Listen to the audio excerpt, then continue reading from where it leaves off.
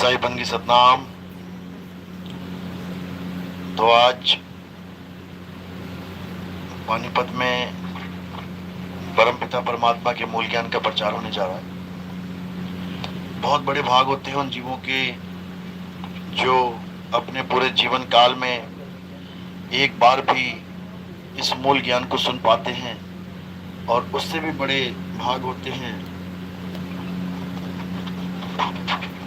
उन जीवों के जो इस ज्ञान को थोड़ा सा भी समझ पाते हैं। क्योंकि सुनना आसान है, आए बैठे घंटा 2 घंटा सुन के चले गए, लेकिन इसको समझना बहुत मुश्किल होता है। समझना मुश्किल क्यों होता है? क्योंकि हमें पुराने जितने भी रीति रिवाज हैं, पुराने जितने भी बुजुर्ग हैं, हमारे कोई पंडित जी या हमारे कोई पुरोहित जी या कोई हमारे यहाँ कथा करने आते हैं, वो हमें ऐसा ज्ञान समझा के चले जाते हैं कि हमारा जो है मन उसमें लग जाता है, हमें रंग चढ़ जाता है उसका। अब वो ज्ञान सही है या नहीं है इससे कोई मतलब नहीं, क्योंकि घर में जो कुछ आज तक बताया जा रहा है वही सब सुनते जा रहे हैं। एक आस्था बन जाती है, एक विश्वास बन जाता है। अब उस विश्वास में अगर कोई विघ्न पड़ जाए, भले वो बात सत्य हो, लेकिन अगर तुम्हारे विश्वास पे प्रहार कर रही है तो तुम्हें वो अच्छी नहीं लगेगी। भले वो बिल्कुल सत्य है 101%, वो तुम्हें अच्छी नहीं लगती, तुम उस पर ध्यान नहीं देते, सुनकर भी अनदेखा कर देते हो। तो इस कारण ये ज्ञान जल्दी किसको समझ में नहीं आता। हाँ, पुराने ढंग की कोई बात करते हैं, 2-4 भजन गा दें, वो समझ में आ जाता है, भीड़ लग जाती है। लेकिन जो संतों का काम होता है वो भीड़ लगाना नहीं होता है। संतों का काम होता है सत्य बताना। संत इस दुनिया में आते हैं सत्य बताने के लिए, भीड़ लगाने के लिए नहीं। पहली बात तो भीड़ लगती नहीं है उनके ज्ञान में, उनके ज्ञान को कोई बिरला ही समझता है। कबीर साहब समझा रहे हैं, लाखन में कोई समझ न पई है और कोटि मध्य जानेंगे, कहे कबीर सुनो भाई साधो हमें बिरले हंस पहचानेंगे। कहते हैं 1 लाख लोगों को सत्संग सुना दिया जाए तो कहते हैं उसमें समझ में नहीं आएगा किसी को। 1 करोड़ लोगों को सत्संग सुनाया जाए तब जाके 2, 4, 5, 10, 20 लोग जागेंगे कि हाँ बात तो सही है। तो ये ऐसा दुर्लभ सत्संग है, ये ऐसा सत्संग है जिसमें पुराना आपका सब खत्म कर दिया जाता है। यानी जो कुछ आप करते आ रहे हो, कुछ भी A to Z, दिया जलाने से लेके बड़े बड़े हवन यज्ञ तक, पूजा पाठ, तपस्या, जाप, मंत्र, जो कुछ भी तुम करते आ रहे हो, फोटो पूजा, कैलेंडर पूजा, बड़े बड़ी मूर्तियों की पूजा, ये सब खत्म कर देंगे। सब बिल्कुल कोरा कागज, एक भी चीज उसमें नहीं रहेगी पिछली इन्वॉल्व। जैसे 12वीं में आप पढ़ के जाते हो जब स्कूल से, तो कॉलेज में एक भी 12वीं क्लास की जो किताब है वो अलाउड नहीं है, तुम नहीं लेके जा सकते। तुम कहो ये भी तो पढ़ाई है, ये बेटा पढ़ाई है, लेकिन ये पिछली क्लास की पढ़ाई है, ये इस क्लास की पढ़ाई नहीं है। इसीलिए हम जो भी पढ़ाई पढ़ते हैं वो किताबें साइड में कर देते हैं, नई किताबें ले आते हैं, एकदम न्यू सिलेबस। इसी प्रकार ये जो मूल ज्ञान है, ये जो आत्म ज्ञान है, ये बिल्कुल न्यू सिलेबस है। इसमें पुराना कुछ भी नहीं चाहिए, ना राम जी चाहिए, ना श्याम जी चाहिए, ना हनुमान जी चाहिए। इसमें किसी की पूजा नहीं चाहिए, क्योंकि ये किसी की पूजा का पंथ है ही नहीं। ये ज्ञान किसी और की पूजा का ज्ञान नहीं है, ये ज्ञान अपनी आत्मा को जानने का ज्ञान है। इसलिए बड़ा अजीब लगता है लोगों को, यार अपनी आत्मा को जान के क्या करेंगे? बिल्कुल करेंगे। अरे कृष्ण जी ने युद्ध रुकवा दिया बीच में। अभी युद्ध देखो, दोनों पार्टियां खड़ी हैं लड़ने के लिए, युद्ध को बीच में रोक दिया, समय रोक दिया और ज्ञान दिया। कौन सा? आत्मा का ज्ञान दिया। तो आत्मा का ज्ञान देने की क्या जरूरत थी उनको? क्यों बार बार अर्जुन को कहते रहे, हे अर्जुन आत्मा अजन्मा है, नित्य है, शाश्वत है, पुरातन है। इस आत्मा को ना तो कोई काट सकता है, ना अग्नि जला सकती है, ना वायु सुखा सकती है। क्या मतलब है आत्मा का ज्ञान देने का? अरे तीर कमान उठाओ, लड़ो मरो आपस में। आत्मा आत्मा क्या लगा रखी है? क्योंकि आत्मा का ही ज्ञान सर्वोपरि ज्ञान है, समझ लो। तो आज उसी आत्मा के ज्ञान को अच्छे से समझेंगे ताकि सबका कल्याण हो, मालिक सब पर दया करे। तो आज का सत्संग शुरू करने से पहले परमात्मा के नाम पे जयकारा लगाएंगे और फिर सत्संग शुरू करेंगे। बोलिए परमपिता परमात्मा की जय, सदगुरु बंदी छोड़ कबीर साहिब की जय, सभी संतों की, सभी भक्तों की, सदगुरु मदन पति साहिब की, दीवान जवाहर पति साहिब की, सदगुरु वैराग पति साहिब की, कलीनापुर धाम की, सभी संतों की, इस गांव नगर बस्ती की, सत्संग कराने वालों की, इनके माता पिता की, इनके बाल गोपाल की, सकल हंस को बंदगी, साहेब बंदगी सतनाम। तो कबीर साहब यही समझा रहे हैं कि जब लगना चीनोगे आत्म, तब लगना मिली है परमात्म। यानी हर इंसान परमात्मा को पाना चाहता है, लेकिन गलती कहां कर रहा है? वो अपने मन से ही किसी को भी परमात्मा बना के बैठ गया है। सबसे बड़ी गलती यही है। हिंदू किसको बना के बैठ गए परमात्मा? कि राम जी परमात्मा है, शंकर जी परमात्मा है, शेरा वाली माता परमात्मा है, वो परमात्मा है, यो परमात्मा है। दुनिया भर के परमात्मा बना लिए। अब दुनिया भर के परमात्मा बना लिए तो दुनिया भर के मंदिर बनेंगे। अब बन गए मंदिर। ये किसका मंदिर है? ये जानकी राम का मंदिर है। ये किसका? ये राधे श्याम का मंदिर है। ये किसका? हनुमान का मंदिर है। यानी सारे ही परमात्मा बना लिए A to Z। भगवान भी परमात्मा बन गया, उसका दास भी परमात्मा बन गया, हनुमान भी परमात्मा बन गए, राम भी परमात्मा बन गए। जितने मर्जी बना लो। मुसलमानों ने क्या कर लिया? मस्जिदें बना ली कि परमात्मा की ये मस्जिद है। सिखों ने परमात्मा के गुरुद्वारे बना लिए। ईसाइयों ने चर्चे बना ली परमात्मा के नाम पे। जबकि चारों को पता है परमात्मा एक है। चारों धर्मों में यही लिखा है कि परमात्मा एक है। और उसने क्या किया? सूरज बनाया, चांद बनाया, धरती बनाया, आसमान बनाया, दुनियादारी बना के परमात्मा गुप्त हो गया। चलो ठीक है, मान लिया। तो भाई चारों किताबों में यही तो लिखा है। हिंदुओं की किताब में लिखा है भगवान ने सूरज चांद सितारे बनाए। मुसलमानों की किताब में लिखा है अल्लाह ने सूरज चांद सितारे बनाए। ईसाइयों की किताब में लिखा है गॉड ने सूरज चांद सितारे बनाए। सिखों की किताब में लिखा है अकाल पुरख ने सूरज चांद सितारे। अरे सूरज चांद सितारे अगर चारों ने बनाए हैं तो 4 सूर्य होने चाहिए थे। यहाँ पे 4 चांद होने चाहिए। लिखा है 4 चांद लग गए। तो 4 चांद दिखाओ भी तो, लग तो गए। है कहाँ 4 चांद? धरती भी अलग अलग होनी चाहिए थी। मुसलमानों के अल्लाह ने ये बनाई है, यहाँ मुसलमान रहेंगे। हिंदुओं ने ये बनाई है, हिंदू भगवान यहाँ हिंदू रहेंगे। ऐसा कुछ नहीं है। एक ही धरती, एक ही चांद, एक ही सूरज। और जितने भी धर्म देखोगे उसमें यही बता रखा है कि हमारे भगवान ने बनाया, हमारे भगवान ने। अब बुद्धिमान को ये समझ लेना चाहिए कि चारों किताबों में यही लिखा है कि भगवान ने दुनिया बनाई है, अल्लाह ने दुनिया बनाई है, वाहेगुरु ने दुनिया बनाई है, गॉड ने दुनिया बनाई है। तो ये अल्लाह, गॉड, वाहेगुरु अलग अलग नहीं है। समझदार इसको समझ सकता है, लेकिन ना समझ केवल नाम के चक्कर में पड़ जाता है। भगवान अलग है, अल्लाह अलग है, हमारा थोड़ी नहीं है। अल्लाह मुसलमानों का है। अरे वो वही है जिसने सूरज चांद सितारे बनाए हैं। तेरे भगवान ने बनाए हैं ना? हाँ, मेरे भगवान ने बनाए हैं। तो अल्लाह उसी का दूसरा नाम है, गॉड उसी का तीसरा नाम है, वाहेगुरु उसी का चौथा नाम है।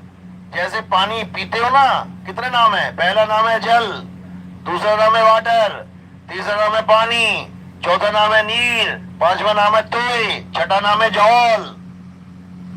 और अलग अलग दुनिया में जितने देशों में जाओगे नाम ही नाम है।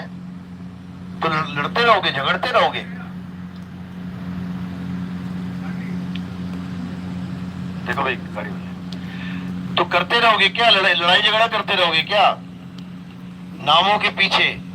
अरे नामों के चक्कर में नहीं पड़ना है, तत्वों को जानना है। जल क्या है, वाटर क्या है, नीर क्या है, तोय क्या है।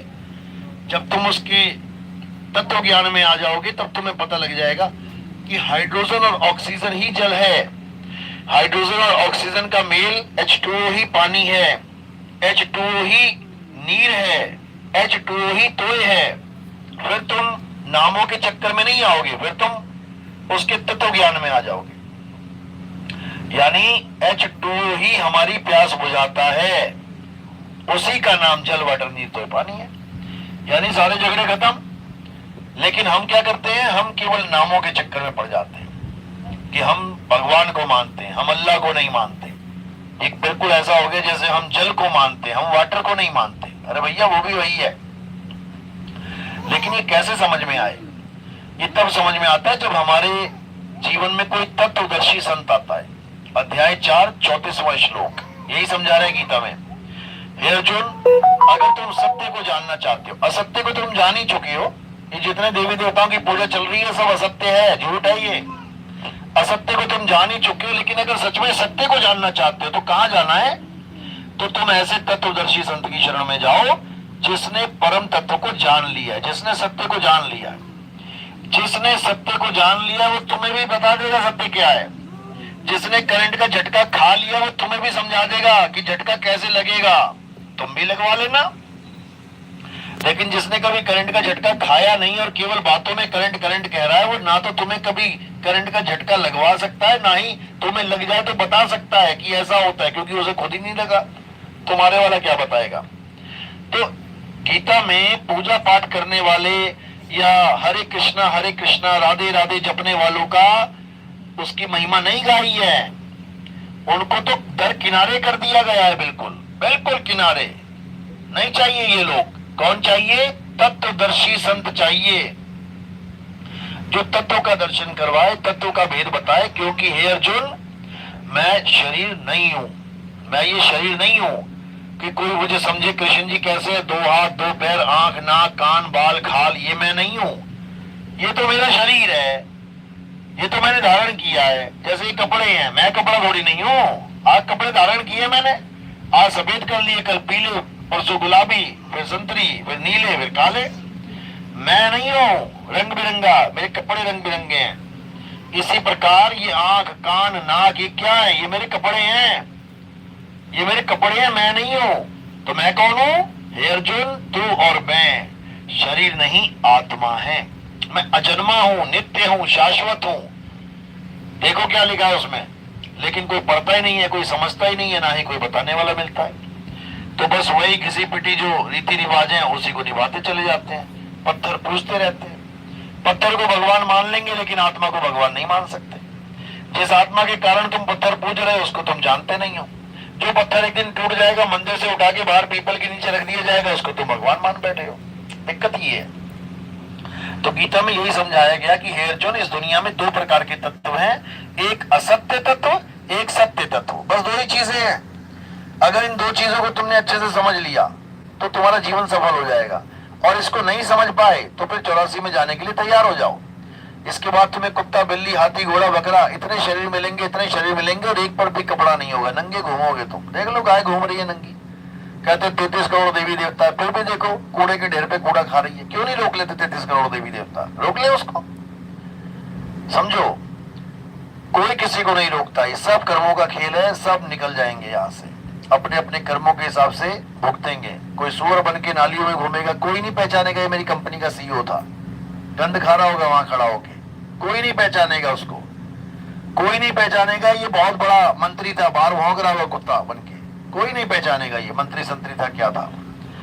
तो यही जन्म है। इसी जन्म में अगर आपने अपना सुधार कर लिया तो बात बन जाएगी, नहीं तो तुम्हें तुम्हारे बच्चे नहीं पहचानेंगे।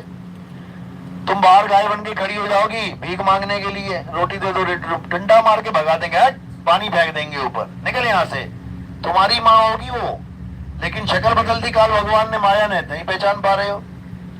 तो इसी प्रकार ये बहुत बड़ा माया जाल है, अभी तुम्हें नहीं समझ में आ रहा है। ये तब समझ में आता है जब हम किसी संत की शरण में आते हैं, वो बताता है हमें क्या माया जाल है। तो कबीर साहब यही समझा रहे हैं कि गुरु मेरे सभी बड़े अपनी अपनी ठौर, शब्द विवेकी पारखी सो माथे का मोर। कहते गुरु तो अच्छी बात है, तुमने बना लिया, जरूर बनाओ। किसी ने रामपाल जी को बना लिया, किसी ने राधा स्वामी को बना लिया, किसी ने निरंकारी को बना लिया, किसी ने जय गुरुदेव को बना लिया, किसी ने धंधन सतगुरु बना लिया, किसी ने शेषो राम अस्थाना बना लिया, किसी ने फलाना बना लिया, किसी ने ठिकाना बना लिया, सारे बना लिया, अच्छी बात है। गुरु बनाना चाहिए। गुरु से क्या होगा? ज्ञान होगा, तुम्हें कुछ ना कुछ तो होगा ही। ABCD तो आएगी कम से कम, नहीं PhD होगी तो, लेकिन उससे कल्याण हो जाएगा ऐसा नहीं होगा। कल्याण तो उसी से होगा जो पूरा गुरु होता है, जो सतगुरु होता है। और उसकी पहचान क्या होती है? उसकी एक पहचान बताई गई है, ऐसे ही नहीं किसी को भी सतगुरु बना लो तुम। नाम देने वाले को, नाम जपवाने वाले को गुरु कहते हैं, गुरु। और नाम छुड़वाने वाले को सतगुरु कहते हैं, वो सतगुरु है। पूजा पाठ कराने वाले को गुरु कहते हैं, और पूजा पाठ छुड़ाने वाले को सतगुरु कहते हैं। समझ लो, दुनिया की सुख सुविधाएं दिलवाने वाले को गुरु कहते हैं, जो लालच देते हैं, मेरे पास आ जाओ ऐसा हो जाएगा, मेरे पास आ जाओ वैसा हो जाएगा। जो दुनिया को जुड़वा देते हैं वो सतगुरु होते हैं। वो दुनिया के साथ कनेक्शन नहीं जुड़वाते तुम्हारा कि मेरे पास आ जा, तुझे खुशियां मिल जाएंगी, ऐसा हो जाएगा। कितने दिन की खुशियां हैं, कितने दिन की खुशियां मिल जाएंगी। मेरे पास आ जा, तेरी उम्र लंबी हो जाए, कितनी लंबी कर देगा उम्र, कितनी हो जाएगी? 200 साल कर देगा क्या? कर दे 200 साल। ये सब माया जाल है, इन चक्करों में कभी नहीं पड़ना चाहिए। कबीर साहब तो यहां तक कहते हैं, जीना तो थोड़ा भला जो मुख में हो सतनाम। कहते हैं अगर सतनाम है तुम्हारे पास तो जीवन तो थोड़ा सा बहुत है। तो लेकिन अज्ञानता के कारण जीव नहीं समझ पाता कि कौन सतगुरु है और कौन एक नॉर्मल गुरु है। इसकी पहचान क्या बताइए कि सोई गुरु पूरा कहावे, 2 अक्षर का भेद बतावे, एक छुड़ावे एक लखावे, तब प्राणी निज घर को जावे। यानी पूरा गुरु कौन होता है? जो 2 प्रकार के अक्षरों का भेद बताता है। 2 प्रकार के अक्षर कौन से? एक 52 अक्षर और एक आदि अक्षर। 52 अक्षर क्या होता है? जो इंसानों ने बनाए हैं, अ आ इ ई उ ऊ का खा गा गा, ये सारे A B C D E F G, ओड़ा एड़ा इड़ी अलिफ बे ते पे, ये सारे अक्षर किसने बनाए हैं? इंसानों ने। और सारे भगवानों के नाम भी इसी इंसान के बनाए अक्षरों से ही पैदा हुए हैं। राम का नाम कैसे पैदा हुआ?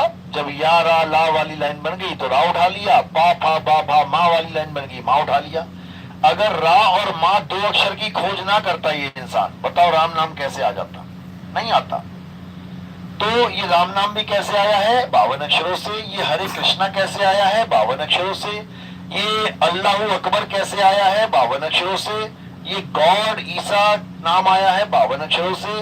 ये वाहेगुरु वाहेगुरु अकाल पुरुष सत श्री अकाल नाम आया है 52 अक्षरों से। यानी इस दुनिया में जितने भी नाम आ रहे हैं वो 52 अक्षरों से ही आ रहे हैं। तो ये 52 अक्षर किसने बनाए हैं? इंसान ने। तो ये नाम कैसे हो गए? Man made name. ये इंसानों के द्वारा बनाए गए मैन मेड है। और जो परमात्मा का असली नाम है वो सेल्फ मेड है। मेड कहने में लग रहा है लेकिन वो मेड नहीं है, वो सेल्फ मेड यानी स्वयं से उत्पन्न है। स्वयं से उत्पन्न भी कहने में आ रहा है, वो स्वयं से है, यानी वो किसी से पैदा नहीं होता, उसको कोई बना नहीं सकता। तो उसी की महिमा सब संतों ने गाई है जो अजन्मा है। गीता में भी यही बोला है, हे अर्जुन आत्मा अजन्मा है, आत्मा को कोई पैदा ही नहीं कर सकता। और जो जीव दिखाई देते हैं इतने सारे, ये कहां से आ गए? ये प्रकट होते हैं, ये प्रगटे हैं। जीव शिव सब प्रगटे, वह ठाकुर वह दास। जीव भी पैदा नहीं होता कि कोई कहता जीव पैदा होता, जीव भी पैदा नहीं होता है, भूल जाओ। ये प्रकट होते हैं, काया में प्रकट होते हैं। काया बनती है गर्भ में, लेकिन इसमें जीव कैसे प्रकट होगा? अगर पैदा होता है गर्भ में तो सारे पैदा ही हो जाए, मरा हुआ बच्चा क्यों पैदा होता है फिर? क्योंकि गर्भ में केवल शरीर बनता है, जीव तो उसमें प्रकट होता है आके। जीव शिव सब प्रगटे, वह ठाकुर वह दास, कबीर और जाने नहीं राम नाम की आस। यानी ना तो जीव और ना ही शिव, इन दोनों में आस्था नहीं लगानी है, इन दोनों से किनारे हो जाना है। जीव क्या है? ये जो दुख भोग रहा है। और शिव क्या है? निराकार ब्रह्म, जो कहते हैं मैं ब्रह्म हूं, ब्रह्म ज्ञान है, ब्रह्म ये ब्रह्म वो, उसको भी त्याग दो। कबीर साहब कह रहे ब्रह्म बड़ा की जहां से आया, वेद बड़ा की जिन निर्माया, ई मन बड़ा की जी मन माना, राम बड़ा की राम ही जाना। यानी अब ना तो जीव अवस्था में रहना है और ना ही शिव अवस्था का ध्यान करना है। तो क्या करना है? अब पीव अवस्था को जानना है। बहुबंधन में बांधे एक बेचारा जीव, पर क्या बल छूटे आपने जो न छुड़ाए पीव। यानी अब पीव अवस्था को जानो, जीव से पीव हो जाओ। गरीबदास जी कह रहे हैं कोटि तो ब्रह्मा भय कोटि भय ईश, साहिब तेरी बंदगी से जीव होए जगदीश। यानी ये जीव ही पीव हो जाएगा, लेकिन तब होगा जब तुम्हें बंदगी सही मिल गई। अगर बंदगी सही नहीं मिली, यानी भक्ति सही नहीं मिली, तुम शंकर जी को पूजते रह गए, तुम राम जी को पूजते रह गए, तुम माता की पूजा करते रह गए, तुम अल्लाह को पूजते रह गए, तुम वाहेगुरु को पूजते रह गए, तुम गॉड को पूजते रह गए, तुम किसी और को पूजते रह गए, तो तुम्हें बंदगी नहीं मिली है। असली बंदगी क्या होती है? असली बंदगी होती है खुद को पहचानना। गीता में कहते हैं हे अर्जुन, जब तक ये जीव अपनी आत्मा को नहीं जान लेता तब तक ये परमात्मा को नहीं प्राप्त कर सकता। अपनी आत्मा के दर्शन ही परमात्मा के दर्शन हैं। अपने शुद्ध स्वरूप को जान, अपने आत्म स्वरूप को पहचान। कौन पहचानेगा? जीव। तो ये जीव जब अपनी आत्मा को पहचान लेगा तब यही परमात्मा हो जाएगा, क्योंकि आत्मा सो परमात्मा, जीव सो परमात्मा नहीं है। जीव सो परमात्मा नहीं है, आत्मा सो परमात्मा है। आत्मा सो परमात्मा का मतलब है जब हम अपने असली स्वरूप में, सत्य स्वरूप में आ जाते हैं तो हम में और परमात्मा में कोई भेद नहीं रह जाता, जिसको कबीर साहब भी कहते हैं जो तू सो हम, यानी अब हम दोनों में कोई भेद नहीं है। इसको नामदेव जी भी कहते हैं तो ही मोही, मोही तो ही अंतर कैसा। इसको सब यही बताते हैं कि अब हम दो नहीं है। लाली मेरे लाल की जिद देखो तो लाल, लाली देखण मैं गई, मैं ही हो गई लाल। यानी अब मैं जिस लाली को देखने के लिए गई थी मैं ही लाल हो गई, और किसको देखूं और किसको ना देखूं, दोनों एक ही हो गए। गंगा चली समुद्र के दर्शन करने, समुद्र के दर्शन करते ही वो समुद्र ही हो गई। वो गंगा नदी मिलते ही समुद्र में समुद्र ही हो गई। अब कौन समुद्र और कौन गंगा, एक ही हो गए हैं। इसी को बोला है अब तो जाए चढ़े सिंहासन, मिले हैं सारंग पानी, राम कबीरा एक भय है, कोई ना सके पहचानी। लेकिन ये बात तब समझ में आती है जब आपकी किस्मत में परमात्मा मोहर लगा देता है कि ठीक है भाई, इसकी मुक्ति करवा देते हैं इस बार, ठीक है। ये मेरी बात तब समझ में आएगी, नहीं तो तुम सारी उम्र सत्संग सुनते रहना, तुम्हें पता ही नहीं लगेगा मैं बोल क्या रहा हूं, तुम्हें हवा भी नहीं लगेगी ये कह क्या रहा है, समझ में ही नहीं आएगी तुम्हें। आज 5-5 साल के बाद लोगों के फोन आते हैं, गुरुजी 5 साल से सत्संग सुन रहा हूं आपका लगातार, अब जाके समझ में आ रहा है। इतना टाइम लग जाता है, 5-5, 6-6, 7-7 साल। कोई ये ना सोचे कि एक ही सत्संग में उसका काम हो जाएगा। हाँ, पुराना संस्कारी जीव है, बिल्कुल हो जाएगा। पुराने सत्संग सुने हुए उसने पिछले जन्मों में संस्कार जागा हुआ है, बिल्कुल हो जाएगा। तो ये तभी होता है जब मालिक की मौज होती है, मालिक की कृपा होती है, बंदी छोड़ की दया होती है। और जब ये हो जाएगा तो सत्य सत्य का निबेड़ा हो जाएगा। नीर चीर का करे निबेड़ा और कहे कबीर सो हंस है मेरा। सत्य पता लग गया क्या है, असत्य पता लग गया क्या है। अब क्या करना है, एक छुड़ाए, असत्य को छोड़ देना है। ये सारे देवताओं की पूजा पाठ छोड़ देना है।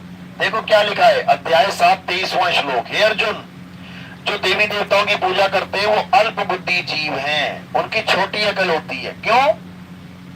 क्योंकि देवी देवता की पूजा करने वाले देवलोक को चले जाते हैं, पितरों की पूजा करने वाले पितरलोक को चले जाते हैं, भूत प्रेतों की पूजा करने वाले भूत प्रेतों के लोक में चले जाते हैं। ये लोग कभी मुझे प्राप्त नहीं कर सकते। मुझे प्राप्त का मतलब ये नहीं कि मेरे लोक में चले जाएं ये लोग, गोलोक में, वहां भी नहीं जाना है। वहां भी सुदामा गया था गोलोक में, सोचा था मेरी मुक्ति हो जाएगी, राक्षस बन के आ गया वहां से, राधा ने श्राप दे दिया उसको। यानी कोई भी लोक किसी के लिए भी सेफ नहीं है, भूल जाओ। तुम कार्डों पे लिखवा रहे हो मेरी माँ का स्वर्गवास हो गया, मेरी बहन का स्वर्गवास हो गया। स्वर्ग में कौन रहता है? राजा कौन है स्वर्ग का? इंद्र है। उसका क्या काम है? ये बहन बेटियों को भेज देना ऋषियों के पास, कोई भक्ति कर रहा हो उसके पास भेज देता, जाओ इसके साथ भोग करो और इसकी सारी भक्ति खत्म करो। ये काम है देवताओं के राजा का। बहुत अच्छा काम है क्या ये? बहुत बढ़िया है। कौन कौन जाना चाहता है? ये करवाएगा ना तुमसे, यही काम है उसका, ताकि उसकी गद्दी ना छिन जाए। नीचे कोई भक्ति करता है तो इंद्र का आसन डोलने लग जाता है। क्यों? क्योंकि वो इंद्र ही बनेगा आके, मुक्ति तो मिलेगी नहीं। तो भगवान क्या करेंगे? उसको इंद्र बना देंगे। सुख भोग भाई तू, लड़कियां वड़कियां नाचेंगे और बढ़िया आराम से सोमरस पियो और मजे करो। तो ये अगर करना है तो यहाँ भी बहुत कुछ है, वहां इंद्र बनने की जरूरत नहीं है, यहाँ भी बहुत सी नाच रही है, देख सकते हो जाके। लेकिन ये भक्ति क्षीण करने के लिए, यानी भक्ति तुम्हारी खत्म करने की एक साजिश है। बड़े बड़े ऋषि मुनियों की भक्तियां नष्ट कर दी गई हैं ऐसे, क्योंकि ये भक्ति ही नाशवान है, इसलिए नष्ट हो जाती है। लेकिन जो सत भक्ति है वो नाशवान नहीं है। सत भक्ति की जो आपको जो फल मिलेगा उसका, वो भी नाशवान नहीं है। सत भक्ति क्या है? आत्मा की भक्ति। जब आप आत्मा की भक्ति करोगे तो आपको क्या प्राप्त होगा? आत्मा प्राप्त हो जाएगी। अब आत्मा नाशवान है क्या? बिल्कुल नहीं है। आत्मा की भक्ति करने के बाद आप आत्मा ही हो जाओगे। और एक बार आत्मा हो गए तो नैनम छिंदंती शस्त्राणी नैनम दहती पावका। फिर तुम्हें ना तो कोई जला पाएगा, ना कोई काट पाएगा, ना कोई मार पाएगा। तो तुम्हारे लिए स्वर्ग नरक वाला खेल खत्म हो गया। जब तुम आत्मा ही हो गए तो नरक में कैसे जाओगे बताओ? तुम्हें आग जला नहीं सकती, नरक की आग का क्या करोगे? भुट्टे सेक सेक के खाओगे वहां पे, क्या करोगे उस आग का? सोचो, जब तुम्हें जला ही नहीं सकती तो क्या करना उस आग का? वो यूजलेस है तुम्हारे लिए। यानी अब तुम्हें कहीं जाने की जरूरत नहीं। जब तुम आत्मा ही हो गए, अगर आग जला नहीं सकती तो पानी तुम्हें गीला नहीं कर सकता, तो तुम क्या पियोगे वहां बैठ के? जब वो गीला ही नहीं कर सकता, कुछ पिया जाता है गला गीला करने के लिए, जब आत्मा को गीला ही नहीं कर सकता पानी, तो क्या करोगे सोमरस पी के वहां पे? तुम्हें पता ही नहीं लगेगा कुछ भी।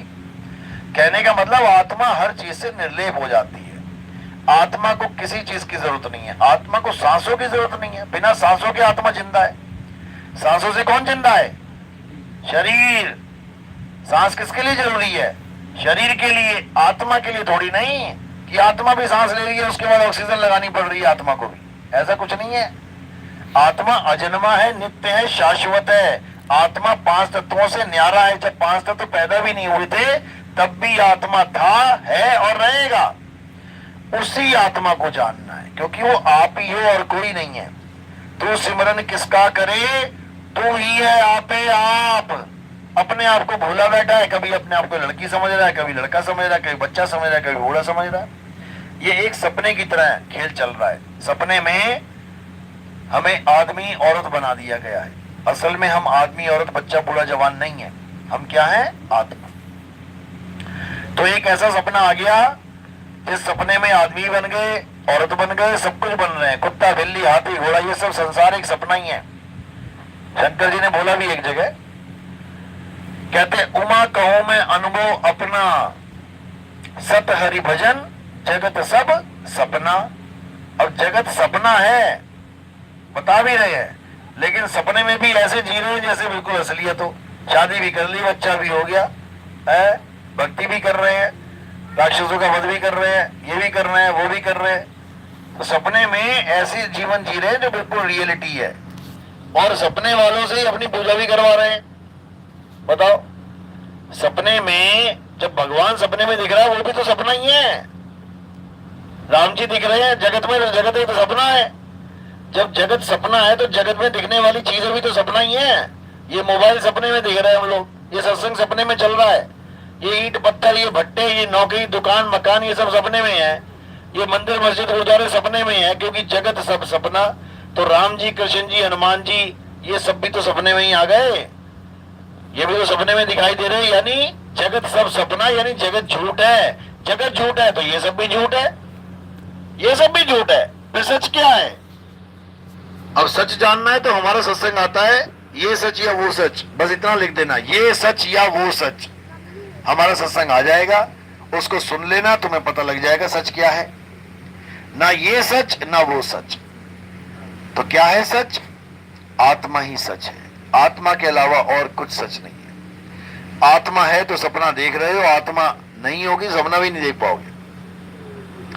आत्मा है तो मंदिर, मस्जिद, गुरुद्वारे जा रहे हो, आत्मा ने शरीर छोड़ दिया, रास्ते में टपक जाओगे, गिर जाओगे, कोई उठा के लेके जाएगा, फिर तुम नहीं जा सकते।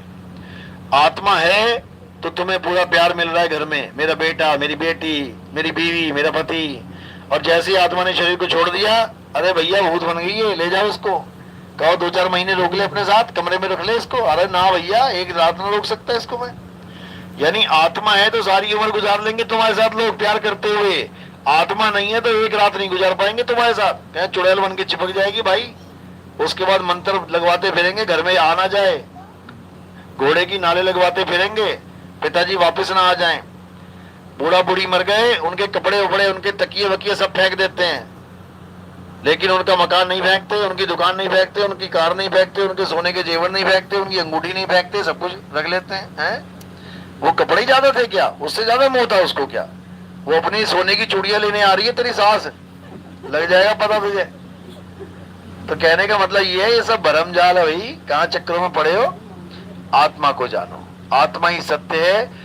कृष्ण जी ने यही समझाया कि हे अर्जुन, आत्मा को समझ। अध्याय 3 17वां श्लोक क्या कह रहे हैं? 17 से पहले पढ़ोगे, 14, 15, 16, उसमें क्या लिखा है कि हे अर्जुन, जो देवी देवताओं की पूजा नहीं करते हैं, यानी जो इस संसार में आ गए हैं और भगवान या किसी भी देवी देवता में श्रद्धा नहीं रखते हैं, किसी गुरु से श्रद्धा नहीं रखते हैं, उनका जीवन बताया जा रहा है। यानी कि एक नास्तिक का जीवन जीते हैं, उनके लिए बताया जा रहा है कि जो लोग देवी देवताओं की पूजा नहीं करते हैं, हवन यज्ञ नहीं करते हैं, बचा हुआ अन्न प्रसाद के रूप में ग्रहण नहीं करते हैं, वो सब पापी जीव हैं। यानी कि एक तरफ बताया जा रहा है कि ये सब करो, पूजा पाठ करो, हवन करो, यज्ञ करो, देवताओं को पूजो, उसके साथ ही क्या बताया जा रहा है, किंतु अध्याय 3 17वां श्लोक किंतु से स्टार्ट होता है। किंतु जो लोग अपनी आत्मा में रमण करते हैं, जो लोग अपनी आत्मा में तृप्त हैं, जो लोग अपनी आत्मा में संतुष्ट है, उनके लिए कोई धार्मिक कर्म कर्तव्य लागू नहीं होता, खत्म। यानी उनके लिए कोई देवी देवताओं की पूजा, हवन, यज्ञ, पूजा पाठ, दिया, अगरबत्ती कुछ नहीं, कोई मंत्र जंतर जाप कुछ नहीं, कोई पूजा पाठ कुछ नहीं, कुछ भी नहीं, कोई यात्राएं करनी है कुछ नहीं करना, कोई परिक्रमा करनी है कुछ नहीं करना, तीर्थ मूर्त सब खत्म, केवल एक चीज का ज्ञान हो जाने पर, और वो क्या है, आत्मज्ञान। आत्मज्ञान हो गया, तुम्हारी सारी दौड़ खत्म। ना तुम्हें मक्का जाने की जरूरत है, ना तुम्हें काशी जाने की जरूरत है।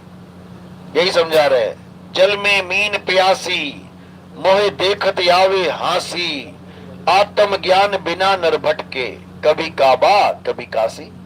मुल्ला जी काबा की तरफ भाग रहा है, क्यों, अल्लाह चाहिए। अरे अल्लाह तेरे अंदर विराजमान है। हिंदू काशी की तरफ भाग रहा है, फिर वहां ठग मिल जाते, कपड़े चोरी करके ले जाते, भाई नंगा घूम रहा होता, भैया पैसा दे दो वापस आना है घर, बता। यही होता है। हरिद्वार जाते हैं लोग, बैग टांग देते हैं, वहां पे नहाने जाते हैं, एक डुबकी मारते, बाहर देखते बैग ही नहीं है, गायब हो गया, बताओ। फिर भीख मांगेंगे, भैया घर वापसी करना है, 50 रुपया दे दो। तो ऐसा भगवान ढूंढोगे तो यही हाल होगा। वो असल में भगवान कहाँ है, वो तुम्हारी आत्मा में विराजमान है।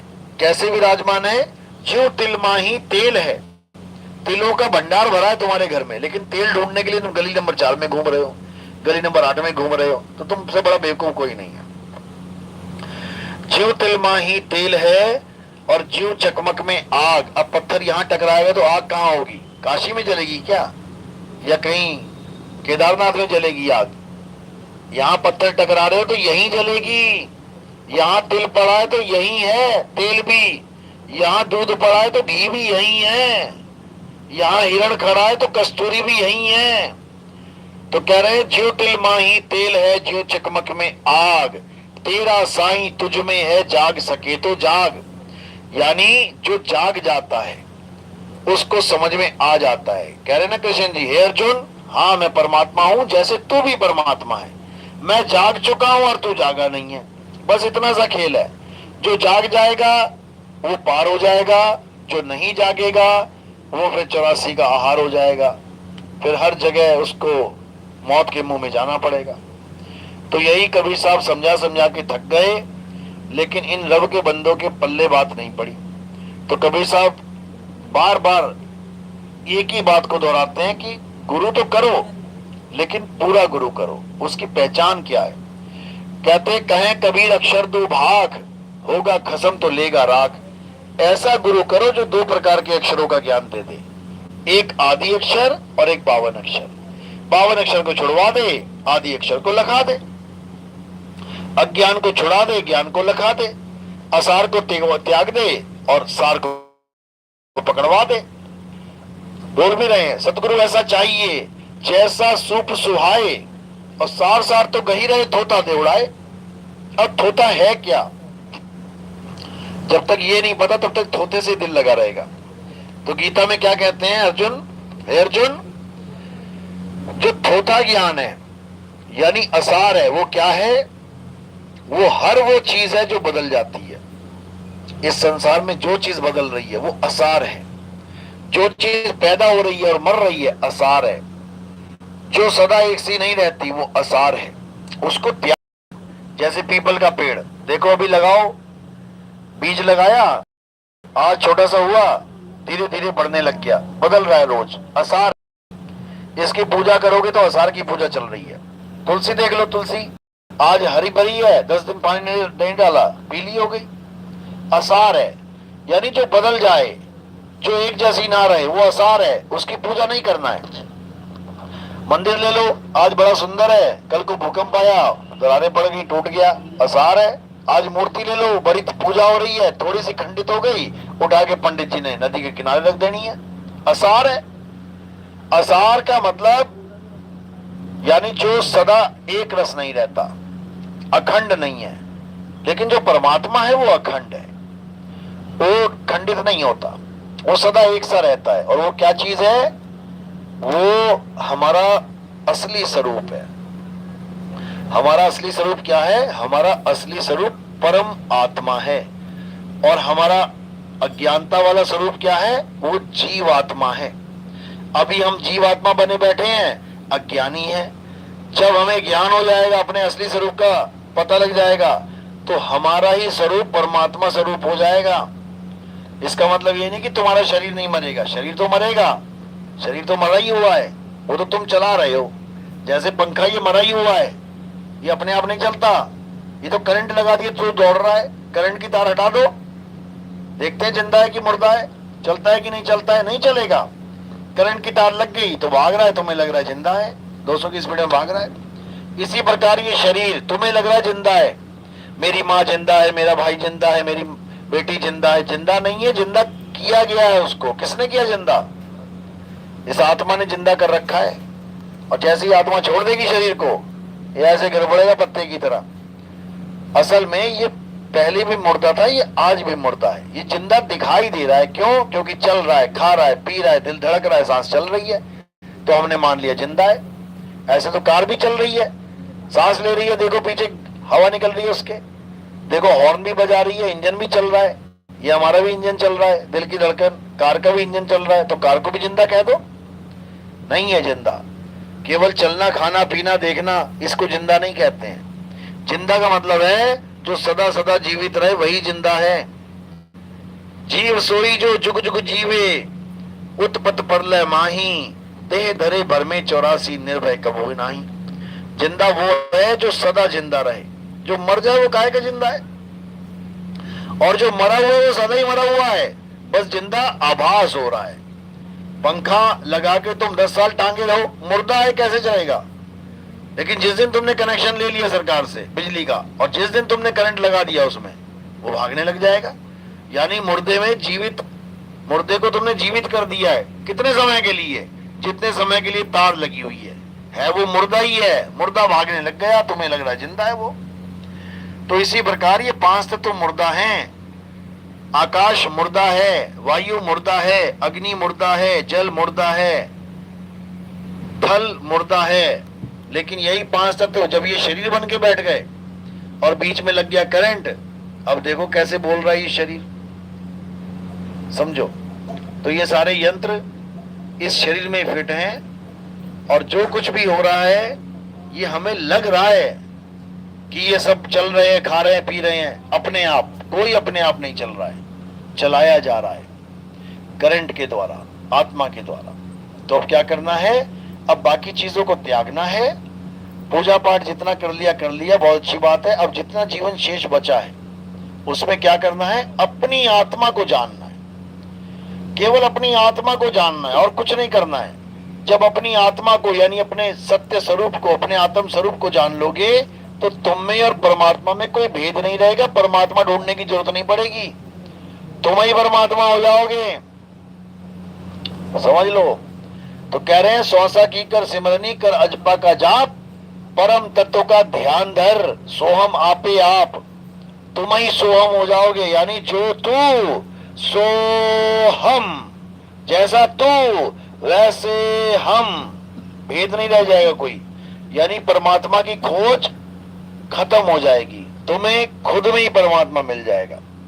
अगर परमात्मा को पाना ही हमारा जीवन का एकमात्र लक्ष्य होता, तो परमात्मा खुद ही बीच में खड़ा हो जाता आके कि लो भैया मैं परमात्मा में दर्शन कर लो, मुक्त हो जाओ सारे। क्यों नहीं खड़ा हो रहा बीच में आके? क्यों नहीं खड़ा हो जाता परमात्मा? क्योंकि परमात्मा तुम्हारे बीच में आके खड़ा भी हो जाए तब भी तुम्हारी मुक्ति नहीं होगी, क्योंकि तुम परमात्मा की पूजा करने लग जाओगे फिर कि परमात्मा आ गए पूजा करो, जबकि वो चाहता है कि तुम खुद को जानो। तुम्हें खुद को जानना है। तिल से तेल की पूजा नहीं करवानी है, तिल में से तेल निकालना है। अगर तिल दूसरे तेल की पूजा करता रहेगा तो उसमें से तेल क्यों निकलेगा? कभी नहीं निकलेगा। अगर दूध सामने घी की पूजा करने लग जाएगा तो उसमें पड़ा हुआ घी कब निकलेगा? कभी नहीं निकलेगा। तो कबीर साहब यहाँ पे अपनी पूजा करवाने नहीं आते। कबीर साहब यहाँ पे खुद को परमात्मा बोल के सबसे अपनी भक्ति करवाने नहीं आते। कबीर साहब यहाँ आते हैं तुम्हें तुम्हारा स्वरूप ज्ञान देने के लिए कि तुम अपने असली स्वरूप को जानो। ये आदमी औरत ये क्या, ये मिट्टी है ये, और ये मिट्टी में मिल जाएगी। तुम क्या हो ये जानो।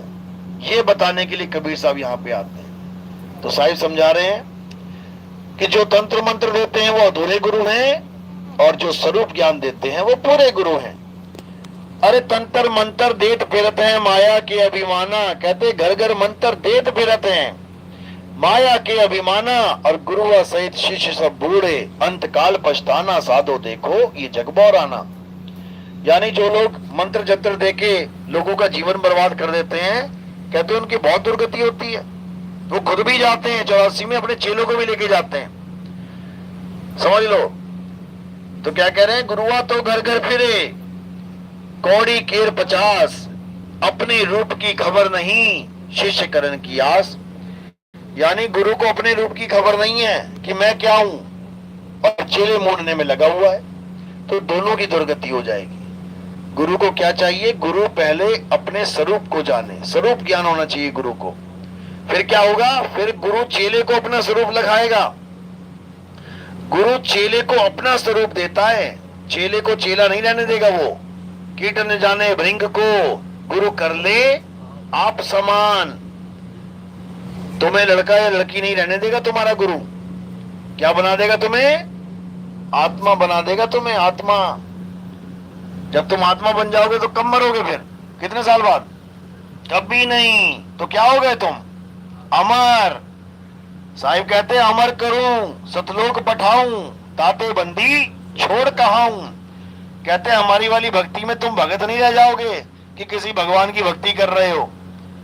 तुम्हें भगवान बना देंगे हम, अमर कर देंगे, अमर।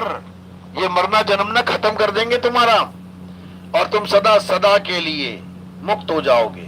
इसी को बोला साहिब तेरी बंदगी से जीव होए जगदीश। यानी वो गंगा नदी गंगा नहीं रहेगी, अब उस गंगा को समुद्र में डाल के समुद्र बना लेंगे, ताकि उसके ऊपर कोई बांध ना लगा सके। कितने बांध लगे हमारे ऊपर, कितने बांध हैं, 84 लाख बांध लगे हुए हैं हमारे ऊपर। एक आत्मा पे 84 लाख बार बांध लगा रखे हैं। किसने, किसने लगाए पता है, अलख निरंजन ने, अलख निरंजन ने बांध लगा रखे हैं। किसी को आदमी बना रखा है, किसी को औरत बना रखा है। भोले शंकर को आदमी बना दिया और पार्वती को औरत बना दिया, राम को आदमी बना दिया, सीता को औरत बना दिया, कृष्ण जी को आदमी बना दिया, राधा को औरत बना दिया। जबकि ये आदमी और औरत नहीं है, ये आत्मा है। तुम्हें भी आदमी बना दिया, तुमको औरत बना दिया। अब शादी करो, बीवी बच्चे बन जाओ, करते रहो, यहाँ पे खेल खेलते रहो। तो ये खेल कब खत्म होगा, जब हम अपने आप को आत्मा करके जानेंगे, जब हम आत्मा ही हो जाएंगे। उसके बाद इस खेल में आने का मतलब ही नहीं है, क्योंकि ये नाशवान शरीरों का खेल है। यहाँ पर जो आएगा वो जाएगा, जो करेगा वो भरेगा। ये खेल ही ऐसा है, कौन आएगा इसमें खेलने के लिए। तो जो मुक्ति चाहते हैं वो इस संसार में नहीं आना चाहते हैं, जो बंधन में रहना चाहते हैं वो बार बार आना चाहते हैं। मुक्ति नाम से एलर्जी है कई लोगों को, कहते हैं मुक्ति क्या होती है, मुक्ति लेके क्या करेंगे। ठीक है, तो 84 लेके ले क्या लेना है तुमने, सुअर बन के आ जा। देख फिर एक वृंदावन का बाबा बैठा हुआ है, आजकल बड़ा प्रसिद्ध हो रहा है। उससे किसी ने पूछा, महाराज जी ये वृंदावन में जो कुत्ते सुअर हैं ये हमें टच करके चले जाते हैं, हमें अशुद्ध कर देते। कहते ना ना ना ना ना, ये अशुद्ध नहीं करते, ये कुत्ता सुअर मत समझना इसको। ये तो हमारे परम हंस हैं जो वृंदावन में सारा जीवन भक्तियां करके गए हैं। ये तो वृंदावन की शोभा बढ़ाने के लिए कुत्ता और सुअर बन के आ गए हैं वापस। बताओ, यही रह गए कुत्ता और सुअर शोभा बढ़ाने के लिए। 2-4 सुअर अपने आश्रम में रख ले, बीच में पंडाल में रख लिया कर 2-4 सुअर। तो ऐसे अज्ञानी जीव गुरु बने बैठे हैं, तो क्या किया जाएगा। जबकि कबीर साहब समझा रहे हैं ये 84 के ढोर हैं, ये अपने चेलों को भी सुअर बनाएंगे, खुद भी सुअर बनेंगे ये लोग। जब परमहंसों को सुअर बना दिया, जो भगवान के पास जाके मुक्त हुए उसको सुअर बना दिया इन लोगों ने, तो ये भी सुअर ही बनेंगे। क्योंकि इनको समझ में ही नहीं आ रहा 84 का खेल क्या है। इनको लग रहा है कृष्ण कृष्ण कृष्ण, राधा राधा राधा। इनको ये नहीं समझ में आ रहा कि ये भी खुद फंसे हुए हैं जंजाल में। ये खुद फंसे हुए हैं सारे, जितने भी देवी देवता तुम्हें दिख रहे हैं सब फंसे, सब श्रापित है, श्राप लगते हैं सबको। विष्णु जी को श्राप दिया, किसने दिया? नारद मुनि ने श्राप दिया। क्या श्राप दिया? कि जैसे तूने मुझे औरत के लिए तड़पाया है तू भी तड़पेगा। तो राम जी बन के आ गए, तड़पे भी। 14 साल का वनवास हो गया, घरवाली को उठा के ले गया रावण। यहां पर मामला खत्म हो जाना चाहिए था। फिर क्या हुआ? फिर एक गलती कर दी, बाली को मार दिया, वो भी चोरी छुपके। क्षत्रिय धर्म क्या कहता है कि आमने सामने आओ, देख लेते किसमें है कितना दम। और दो भाई लड़ रहे हैं आपस में, निहत्थे गुत्थम गुत्था, बीच में से तुम आके एक तीर मार दो उसको, तो फाउल हो गया। फाउल हो गया तो फिर दिक्कत है भाई, फाउल हो गया तो पेनल्टी तो होगी। तो मरते मरते बाली ने क्या श्राप दे दिया? कहता जैसे तुमने मुझे मारा है मैं भी तुम्हें मारूंगा। फाउल किया है तुमने, तुम सामने आ जाते मेरे, देख लेते तुम कौन से राम हो। मुझे वरदान मिला है कि आधी ताकत मेरे अंदर आ जाएगी सामने वाले की। मैं भले 1 रुपया हूं, मेरे सामने 100 रुपए वाला भी आ गया ना तो उसका 50 रुपया इधर आ जाएगा। तो कितने हो गए? 51 हो गए। 50 वाले को धो धो के मारूंगा फिर मैं। इसीलिए रावण को 6 महीने तक बगल में दबा के रखा था उसने, बाली ने। जिस रावण को राम अकेले नहीं मार पाए, पूरी सेना लेके जा रहे हैं बांदरों की और इसकी और उसकी सबकी, अकेले बाली ने 6 महीने दबा के रखा था रावण को। और मरते मरते बोला भी उसने कि आप उस रावण को आप चाहते हो, अरे मुझे एक बार हुक्म दिया होता उसको उठा के लेके आता मैं वहां से, लेकिन तुमने धोखे से मुझे मार दिया। ये तुमने बहुत बड़ा अन्याय किया है, तुमने मर्यादा खंडित की है। अब आप मर्यादा पुरुषोत्तम नहीं रहे हो। अब मैं आपको श्राप देता हूं कि मैं भी तुम्हें ऐसे ही कत्ल करूंगा। तो क्या हुआ फिर? कृष्ण जी बन के आना पड़ा। फिर कृष्ण जी के पैर में तीर मारा उस बाली ने आके। तो ये देवी देवता जितने हैं ये तो खुद अपने भोग भोग रहे हैं, श्राप खा खा के भोग रहे हैं। वो कौन है जिसको श्राप लग नहीं सकता? कौन है वो जिसको सारे दुनिया के ऋषि मुनि खड़े होके, सारे भगवान खड़े होके श्राप दे दें कि मर जा, लेकिन मर नहीं सकता? वो कौन है? वो आत्मा। दे दो श्राप। आत्मा को कोई मार के दिखाए, माई का लाल, इस दुनिया में कोई नहीं मार सकता। बल्कि सब यही समझा रहे हैं कि आत्मा अजन्मा है, नित्य है, शाश्वत है। गीता में ये नहीं कह रहे कि हे अर्जुन मैं चाहूं तो आत्मा को भी मार सकता हूं। एक जगह भी दिखाओ तो लिखाओ, कहीं पे किसी ग्रंथ में भी लिखाओ, दुनिया के किसी ग्रंथ में कि आत्मा मर जाती है। गुरुवाई छोड़ देंगे हम। आत्मा अजन्मा है, जो कभी पैदा ही नहीं हुआ, मरेगा कैसे? वो सदा सदा से था, है और रहेगा। उसी आत्मा को जानना है। कौन जानेगा? ये जीव जानेगा। और जब ये जीव उस आत्मा को जान लेगा तो ये मुक्त हो जाएगा। इसको किसी शरीर में आने की जरूरत नहीं। शरीरों का खेल खत्म हो जाएगा, जन्म मरण का रोग खत्म हो जाएगा और ये सदा सदा के लिए आत्मदेव में लीन हो जाएगा। तब इसकी मुक्ति हो जाएगी और ये अमर हो जाएगा। अमर। समझे बात समझ में आ रही है? अच्छी बात है। चलो 1 घंटा हो गया, बहुत है। चलो ठीक है, आज का सत्संग यही समाप्त करते हैं। थोड़ा गला भी खराब है, आगे भी करना है, वरना यहीं के होके रह जाएंगे। चलो बोलिए।